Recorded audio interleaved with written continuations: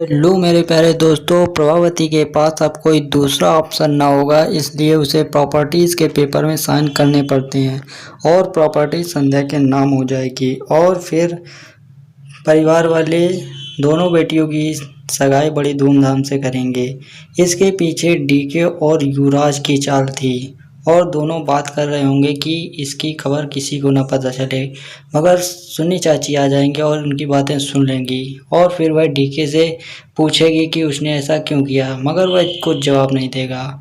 और फिर उसके बाद डीके एक नया प्लान बनाएगा संध्या को अपने रास्ते से हटाने का, हमेशा हमेशा के लिए। इसलिए अगले दिन शादी जब हो रही होगी तो डीके उसके लिए जूस लेके आएगा, मगर संध्या भी चालाक थी, वह जूस नहीं पिएगी और इस बार डीके शराब में जहर की गोलियां मिलाकर वेटर द्वारा देगा और संध्या उस ड्रिंक को पी जाएगी, जिसकी वजह से उसे चक्कर आने लगेंगे और वह हवेली में जाकर छिप जाएगी और उसे ऐसा लगेगा कि शायद अब डीके या परिवार वालों ने उनके साथ ज़रूर ड्रिंक में कुछ न कुछ तो मिलाया है। और इधर युवराज संध्या को खोज रहा होगा और मगर उसे मिलेगी नहीं और डीके और प्रभावती भी उसे ढूंढ रहे होंगे, मगर उसे मिलेंगे नहीं। तभी दादा साहब आ जाएंगे और उन्हें शादी में मेहमानों की देख रेख के लिए लगा देंगे और इधर शादी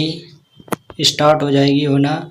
और इधर संध्या अपने रूम में पहुंच जाएगी, जहां पर वह नमक पानी का घोल बनाएगी और पी जाएगी, मगर कुछ उससे होगा नहीं, वह वहीं पर तुरंत बेहोश हो जाएगी। मगर जब डीके वापस उसे ढूंढने आएगा तो वह उसके रूम में ही मिलेगी, जो कि बेड में पड़ी मिलेगी। ऐसा लग रहा है जैसे कि इसमें कोई न कोई चाल है, या तो युवराज की या फिर संध्या की। और संध्या को बेहोशी हालत में देखकर डीके सोचेगा कि क्यों ना अपना बल्ला पूरा कर लिया जाए और वह उसके साथ रेप करने की कोशिश करेगा, मगर तभी संध्या उसके जोरदार एक लात मारेगी।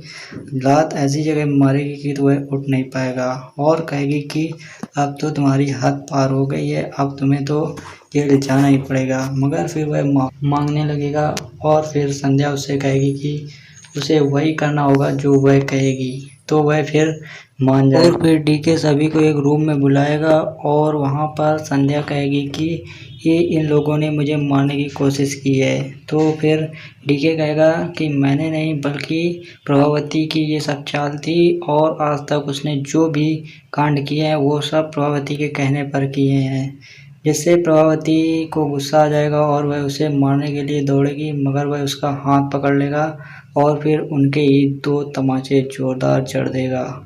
यह देखकर युवराज को बड़ी तेज गुस्सा आएगा। अब वह जान गया था कि पूरा परिवार उसके खिलाफ है और वह फिर कहेगा कि अगर वृंदा को कुछ हुआ तो उन सबको वह देख लेगा।